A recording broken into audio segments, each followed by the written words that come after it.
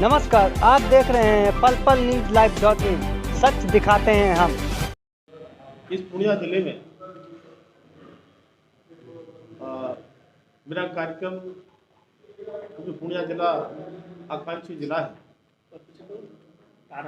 और आकांक्षी जिलों में जो हमारे 115 जिले हैं उनमें से बिहार में 13 जिले हैं और 13 में से एक आपका पूर्णिया जिला भी है।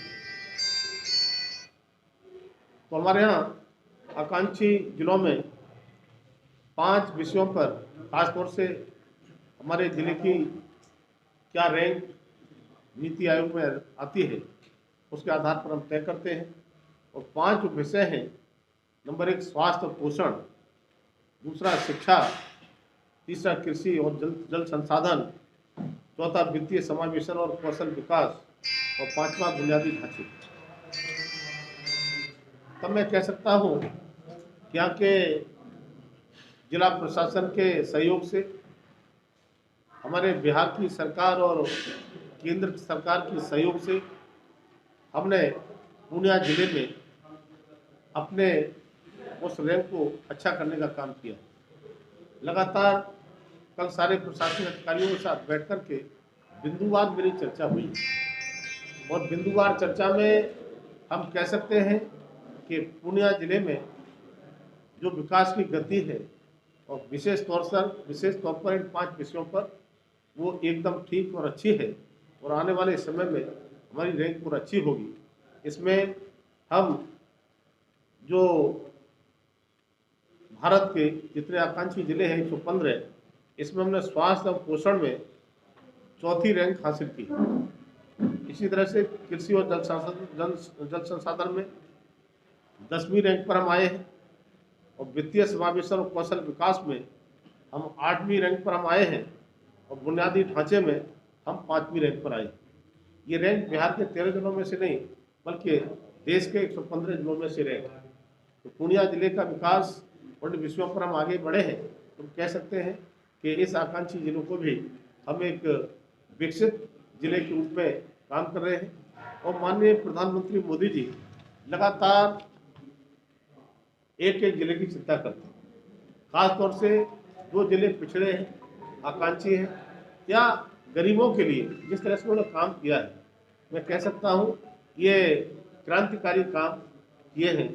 अगर मैं कोरोना की दृष्टि से, कोविड की दृष्टि से मैं कहूँ तो मोदी के नेतृत्व में हम पूरे देश का विकास बड़ी तेजी के साथ कर रहे हैं।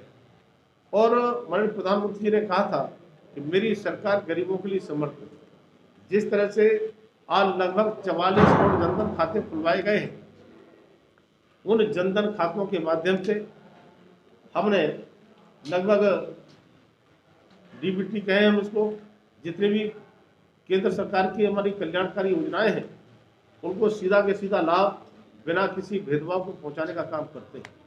चाहे गरीबों की आवास हो, शौचालय हो, किसान सम्मान निधि हो। पहले की सरकारों में कभी स्वर्गीय राजीव गांधी कहते थे कि हम दिल्ली से 1 रुपया भेजते हैं, विकास के अंतिम छोर पर पहुँचते पहुँचते 15 पैसा रह जाता है।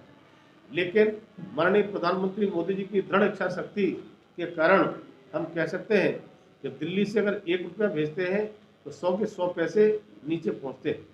और चाहे वो किसान सम्मान निधि हो या अन्य योजनाएं। अगर मैं किसान सम्मान निधि का उदाहरण दूँ तो एक भी एग्जाम्पल आपको नहीं मिलेगी कि 2000 की जगह किसी के खाते में 1995 भी आया।